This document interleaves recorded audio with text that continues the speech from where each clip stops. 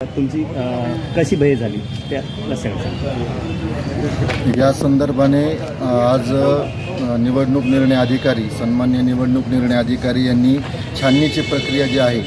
तर ती या ठिकाणी आज ठेवलेली होती आणि या छाननीच्या प्रक्रियेमध्ये ज्या वेळेला छाननी प्रक्रिया सुरू होती तर त्यावेळेला नगराध्यक्षपदाच्या उमेदवारावरती राष्ट्रवादी काँग्रेस पक्षाच्या ज्या उमेदवार आहेत मेहरुन्निसा खलील पटेल यांनी ज्या राष्ट्रवादी काँग्रेस शरदचंद्र पवार गटाच्या ज्या उमेदवार आहेत मेहरीन बिलाल चाऊस शिफा तर यांच्या उमेदवारी अर्जावरती त्या ठिकाणी आक्षेप घेतला होता आणि तो आक्षेप जो होता तो कास्ट व्हॅलिडिटी सर्टिफिकेट हे चुकीच्या पद्धतीने आणि खोट्या कागदपत्राच्या आधारावरती हस्तगत केलेला आहे आणि आम्ही त्या संदर्भात अपील दाखल केलेला आहे असा त्यांचा जो आक्षेप घेण्याचा जो विषय आणि कारण होता तो तेवढा होता आणि त्यामध्ये मग आम्ही त्या संदर्भाने बीड येथे आक्षेपार्ज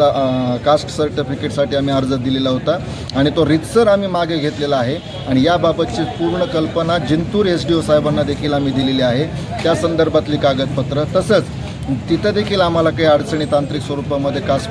सर्टिफिकेट घेण्यासाठी येत होत्या तर त्या संदर्भाने आम्ही निवडणूक निर्णय अधिकाऱ्यांकडे आणि मान्य आयुक्त साहेब नगर विकास विभाग नगर परिषद विभाग यांच्याकडे सुद्धा आम्ही अर्ज केला होता तर त्याची दखल निवडणूक निर्णय इलेक्शन कमिशन स्टेट इलेक्शन कमिशनने महाराष्ट्राच्या राज्य निवडणूक आयोगाने घेतली आणि त्याच्या आयुक्त साहेबांनी आणि नगर परिषद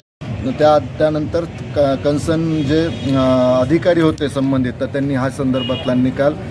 कास्ट सर्टिफिकेट जे आहे ते इश्यू केलेलं आहे आणि ती सर्व प्रोसेस कशी कायदेशीरदृष्ट्या आम्ही फॉलो केलेली आहे ते आम्ही मान्यवर न्यायालयाला या ठिकाणी निवडणूक निर्णय अधिकारी साहेबांना दाखवून दिली आणि ती आमचं जी भूमिका आणि आमचे जे कागदपत्र होते आणि ह्या सगळ्या गोष्टी गृहीत धरून त्यांनी आमचा अर्ज म्हणजे राष्ट्रवादी काँग्रेस पक्ष शरदचंद्र पवार गटाचा मेहरीन शिफा बिलाल चाऊस यांचा अर्ज वैध ठरवला आणि मेहरुन्निसा खलील पटेल यांनी जो दुसऱ्या राष्ट्रवादी काँग्रेस पक्ष अजितदादा गटाकडून जो त्या ठिकाणी आक्षेप घेतलेला होता तर त्यांचा आक्षेप अर्ज फेटाळला। थँक्यू।